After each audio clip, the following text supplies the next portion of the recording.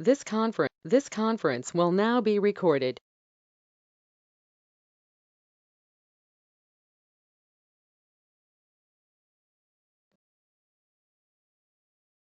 Hi everyone, it's Alex here.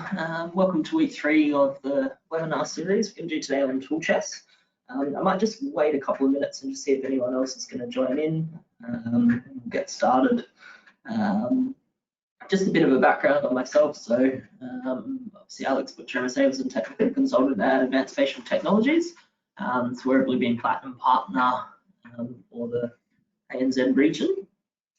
As part of our sort of service to customers, we try to make sure everyone's aware of features and make sure that everyone that we sort of provide services to can use the software to as best as possible.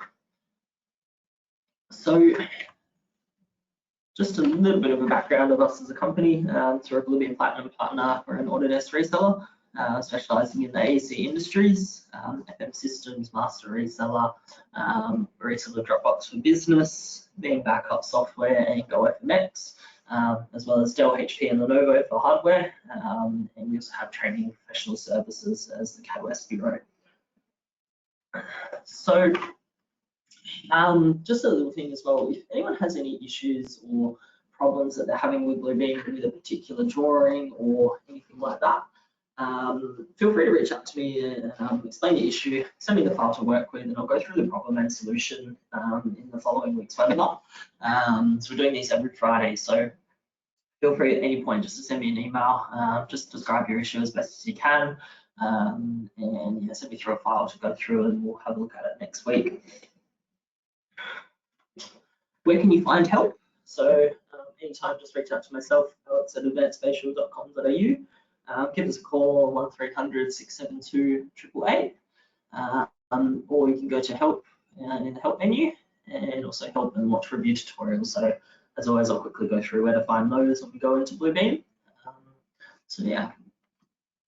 So today we're going to go through the tool chest. The lessons we're going to have are what is the tool chest?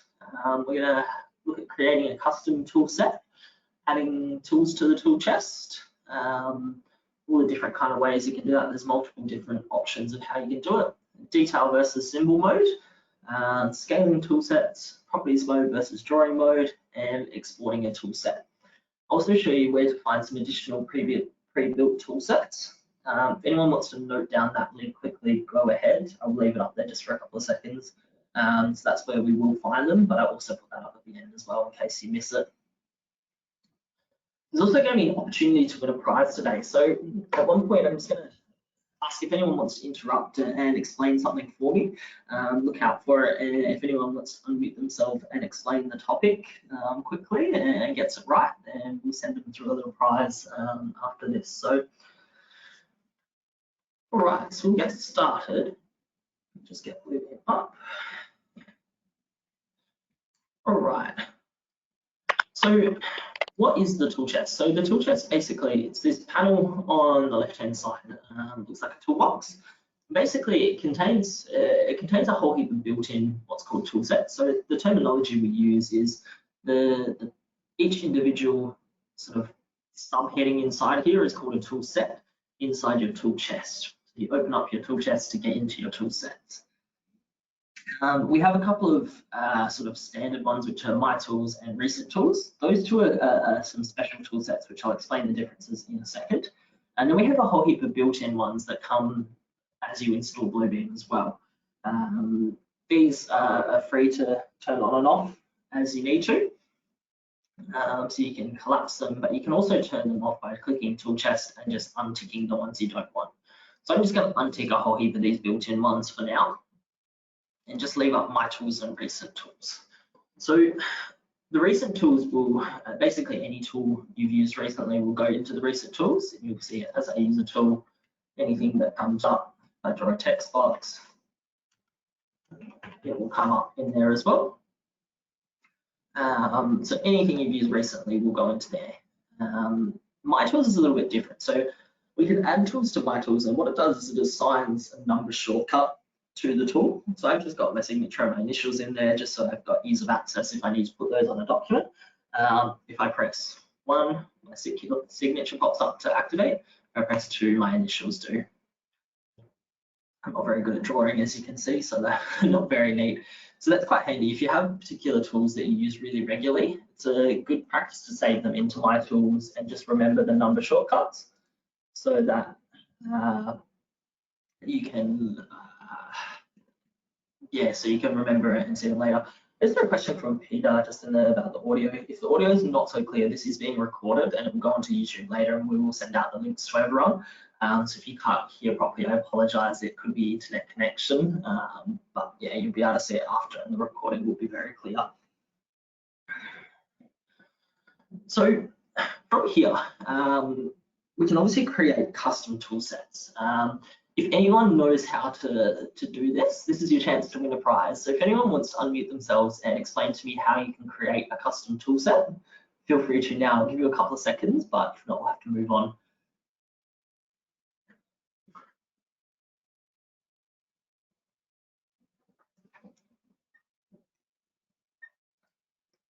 All right, doesn't look like anyone wants to win a prize today, but that's okay.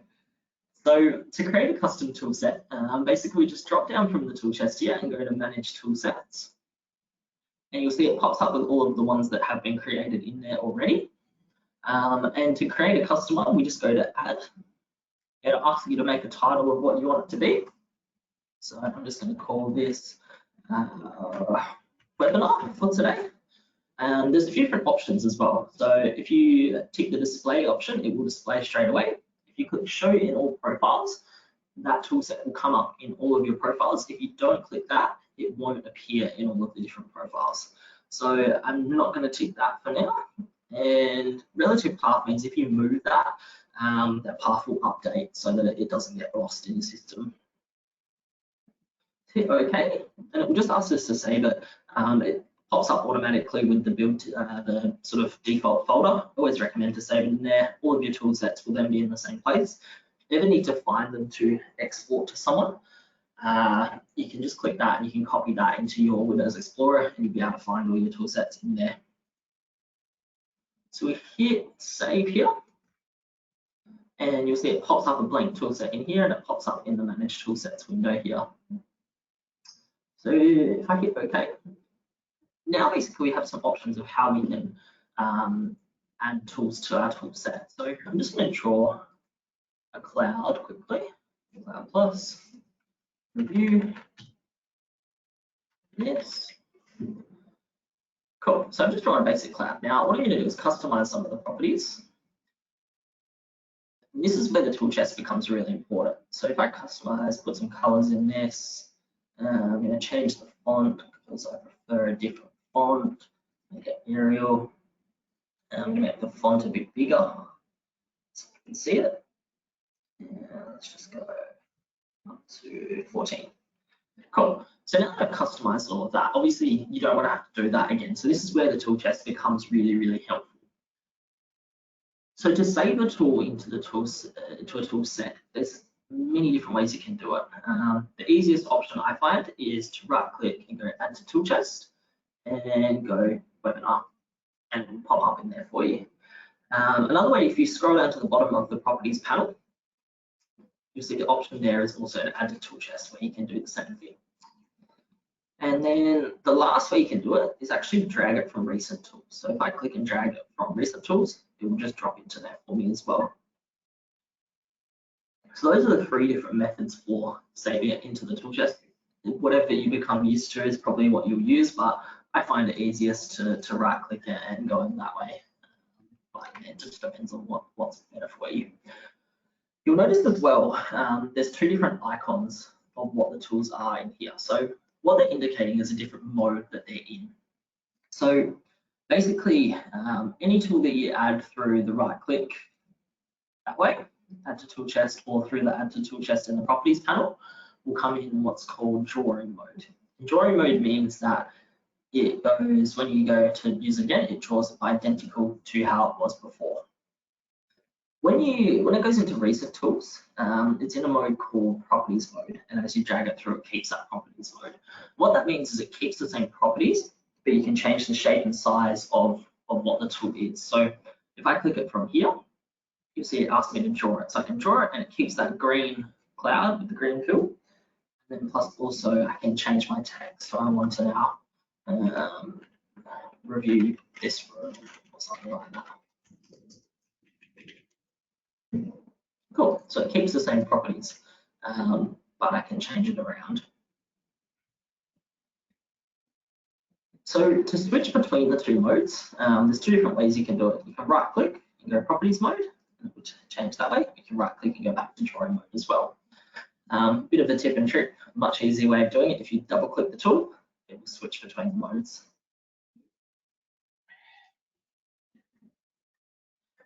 So what a lot of people do is say, let's say, for example, we turn on one of the symbols tool sets, so design symbols we're going to turn on. Now, all of these have been created on a particular size drawing and a particular size. So what happens sometimes is you get basically a bigger size paper, a bigger size drawing with a different scale. So you need to change the scale of your tool sets. Now, to do this, there's an option of how we can do it. So if I put this door on here, I can see that that's way too big. So I want it to match the same size as these doors, right? So basically what we need to do is scale the drawing first. So I'm just going to go up to my scale here and go to the measurements panel and calibrate it. Cool, so this is 2,800 and I'm going to hit apply scale. So now my drawing is scaled. I'm going to go to one of these doors, the doorway, and I'm just going to measure across how wide that is. So it's 982.83. So I need this door in the tool chest to be 982.33.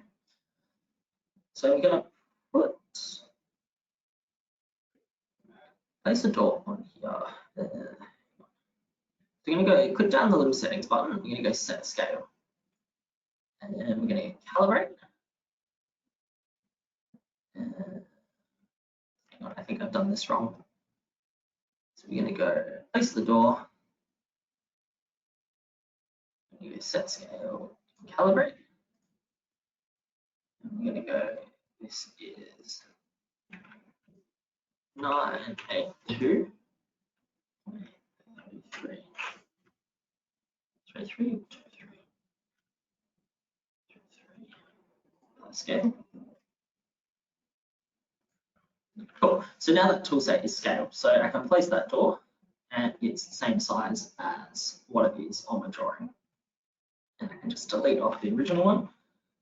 And if I go to place more of those doors around the drawing, so I can see where I need to add them, etc., they'll all be the same size as what they were originally on the drawing.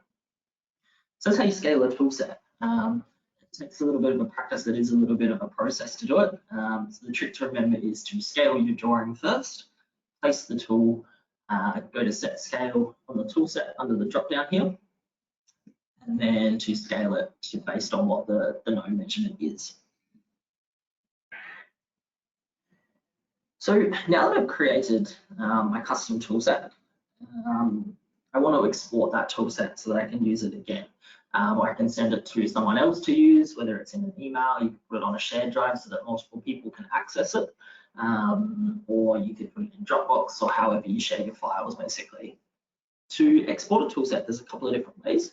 You can click this little drop down here and go to export, or you can do it through manage tool sets and then click the one you want and then export. It'll tell you to save it before you export. You hit OK. You just save it wherever you want to save it. So I'm just going to save it to my desktop. And that's now exported. So if I go to my desktop now, I'm just going to bring my folder across. I go to my desktop, just find it. Cool. So that's the tool set I've just exported. I could then attach that to an email, however you want to share the files. And whoever you send it to just needs to double click it and it will automatically import it into Bluebeam for them. So from there, that's pretty much all there is to the tool chest. If you want to find some built-in tool sets that already don't come as default in there, Bluebeam have actually created a few of them. The only thing with this is they are set to American standards, so some of the symbols might not be what you want, but a lot of them do have some good symbols. You can create custom tool sets from these as well. All you need to do is click and drag them into your custom tool set.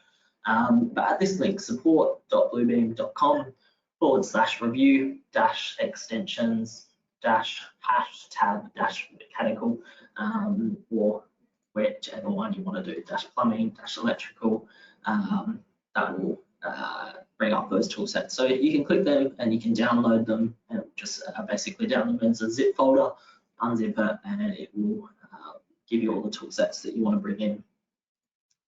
So yeah, if anyone hasn't noted down that link, I would do so now.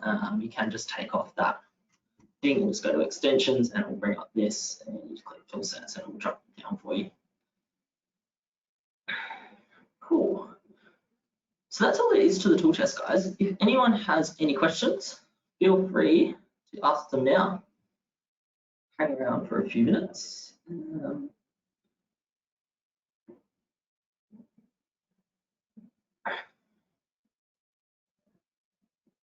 Feel free to ask any questions. It doesn't have to just be about the tool chest as well. If you have any burning questions you're not sure about, just let me know, and feel free to unmute yourself, or you can put it in the chat box, either way, and answer it for you.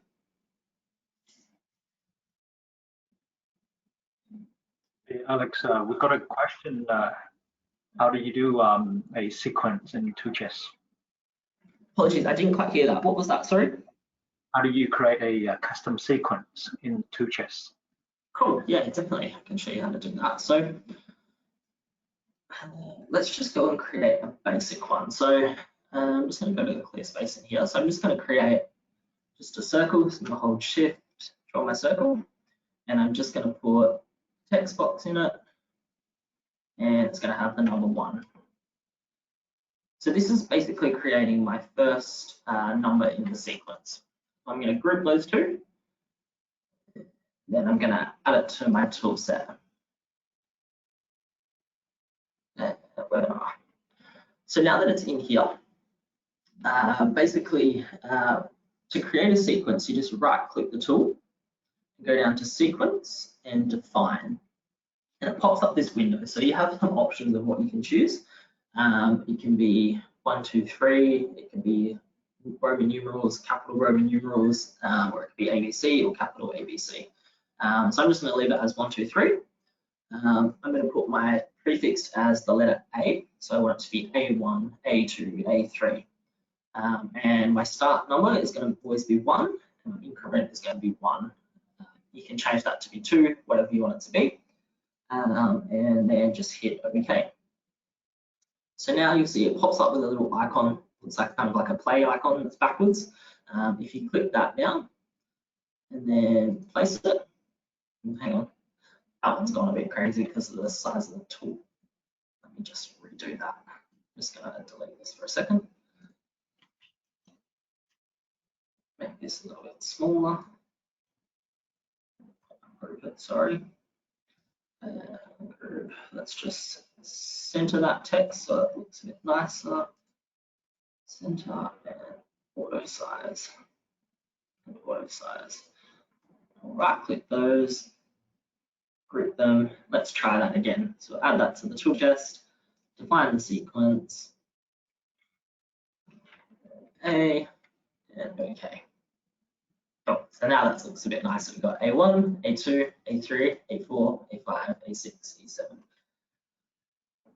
So that's how you create a sequence. Basically, you can use it in many different applications of whether you need letters, whether it's numbers you need. Some people need to define a certain amount of like number of cameras, or just symbols in general. So that's how we do sequences. So any other questions at all? Yeah, I'm not sure if you showed this before, but could you show us the properties and the drawings mode? Yeah, definitely. So yeah, I did go through this, but yeah, we'll go through it again. So basically, there's 2 different modes of what a tool can be in a tool set. So we've got drawing mode and properties mode. You'll see there's 2 different types of icons in here. One is basically an image of the tool that I've saved, and then one shows a cloud in a certain color with the tool symbol above it. So when it's a picture of the actual tool, it's in drawing mode. when it's this kind of symbol image, then it's in properties mode. What drawing mode means is it draws exactly the same as how you've saved it. So it will be identical to how you saved it. Properties mode means I can draw the tool again with different shape and size, but keep the same properties, so color, text, all that kind of stuff. So if I just go view, and then it lets me draw it in a different sort of shape and size, keeps the same text and keeps the same color. To switch between them, you just right click and go to properties mode, or right click to go back to drawing mode, or you can just double click to switch between them. So that is properties mode and drawing mode.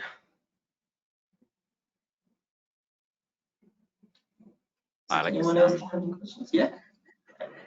Sometimes I get when I do a new tool set, it comes up with a lock symbol and a tick symbol. And sometimes I've lost information in tool sets because it's been on either one. Yep. What's the go there? So what that lock symbol means is it's something that comes from SharePoint, I believe, usually. It's just because it's in a shared drive and it becomes, it's a lock thing. It's not an actual Bluebeam thing. It's just to do with how they're saved usually. So if you basically copy that tool set onto your local drive and then bring it in, it should get rid of that lock symbol for you. Can I keep it though on a shared drive so that it's saved? Yeah, basically saving it on OneDrive. Is that an issue with keeping it live in there? It's a good question. It shouldn't be an issue. You shouldn't lose tools as it goes through unless you don't save the tool set before you close. So one thing to remember is as you add tools, if you click the settings drop down and go to save, that will save that tool set so you don't lose anything.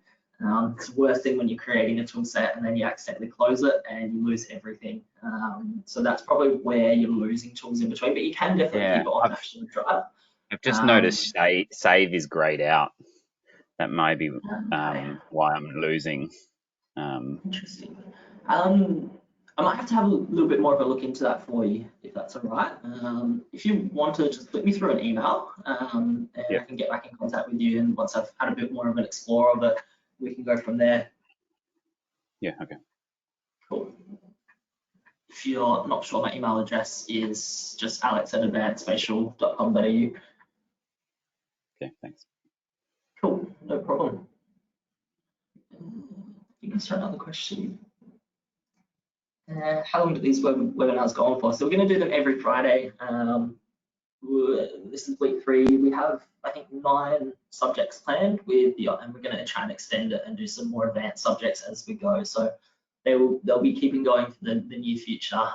They'll be posted on Eventbrite. You'll see the links on our Facebook page and all that kind of stuff as well. So yeah, they'll keep going for the sort of. Hey, Alex. Yep. Are these actually saved so we can rewatch them? Yes, definitely. So we're recording them all and putting them on YouTube. We will send out the links after this as well. And I think Connor just asked for the links to the previous 2 as well. So we'll send out the links for all 3 after this one, if you guys like, so you can go back and see them all. They're all uploaded to our YouTube channel. If you search Advanced Spatial Technologies on YouTube, it'll come up for you as well. Yep. So just I'm trying to do that sequence, and as soon as it's in my toolbox, I'm just in the recent tools, and I right click it and the sequence is grayed out. Yeah, okay, so if it's in the recent tools, I don't believe you can do a sequence from there. You'd have to save it into another tool set. So if you, even if you just use one of the built-in ones, or create your own one, then you'll be able to do it in there. Because recent tools is a particular tool set where it's just the things that you've used recently. It won't let you customize things in the recent tools. Now that certainly fixed it. So cool, that's good. Cool. And it seems like the increments on the are limited to a full number, you can't do a decimal increment. Correct, yes. Yeah, I've tried that before and it wouldn't let me do a decimal increment. So yeah, that's one thing to note as well. Just for anyone who was looking for the links for the previous two as well, I've just posted them in the chat box as well for you guys, so feel free to copy that down while it's there. One thing to note as well that I didn't mention before, if you do need custom tool sets created, if you have particular symbols you want and you're not sure how to create them or you don't have the time to create them, that is something that we do provide as a service as well. So feel free to reach out to me and we can look at the requirement and what we need to do to get it sorted for you guys, and we can create them for you and send it all over.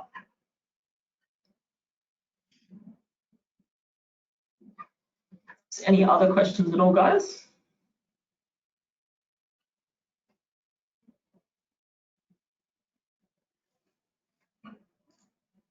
No worries, thanks, Connor.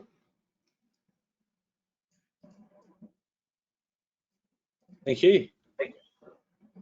No worries. That sounds like everyone's all done. So yeah, thank you very much for coming, guys, again as usual. This will be on again next Friday as well, 9:30 Australian Western Standard Time. Feel free to join in. The links will be posted up on Facebook again, and also on the Eventbrite website. If you search Bluebeam on Eventbrite, it'll always come up, I think, as the first or second event up there. So hopefully we'll see you guys again next week. Thank you very much again, everyone.